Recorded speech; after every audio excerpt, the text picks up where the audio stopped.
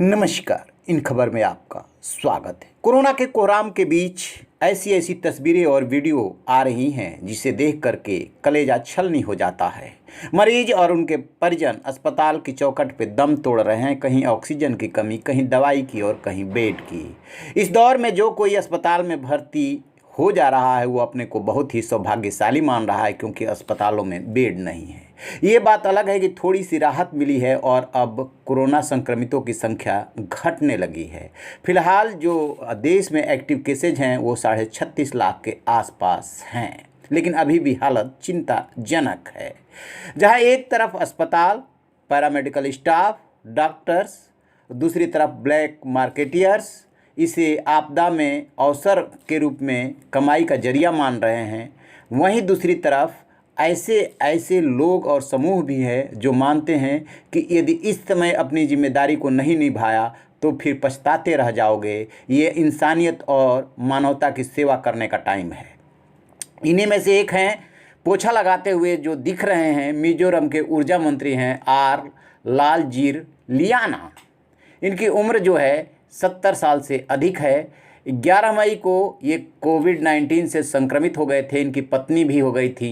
इन्हें हॉस्पिटल में भर्ती कराया गया। अब हॉस्पिटल के कोविड वार्ड से लालजीर लियाना की एक तस्वीर सामने आई है। इसमें वो वार्ड में साफ़ सफाई करते हुए नज़र आ रहे हैं।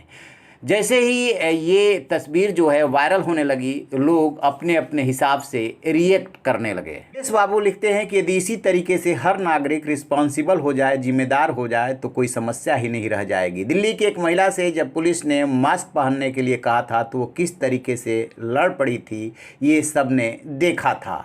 मेहता लिखती हैं कि wonderful example set by minister. अब अंदाज़ा लगाइए, इसी तरीके से और भी लोग कह रहे हैं। कुछ लोग कह रहे हैं कि अस्पताल में कैसी व्यवस्था है जो मंत्री को पोछा लगाना पड़ रहा है, अस्पताल का जो प्रशासन है वो क्या देख रहा है। ऐसे भी रिएक्शन है, लेकिन ज़्यादातर लोग तारीफ़ कर रहे हैं।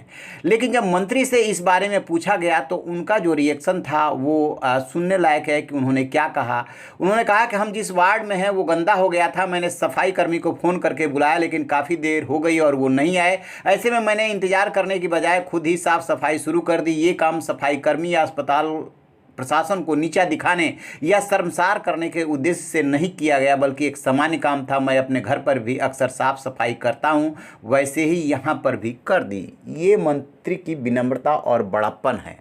कहते हैं कि ये घर पे वास्तव में साफ़ सफाई करते हैं और मिजोरम भवन में भी एक बार ऐसे ही वो साफ़ सफाई करके चर्चे में आ गए थे।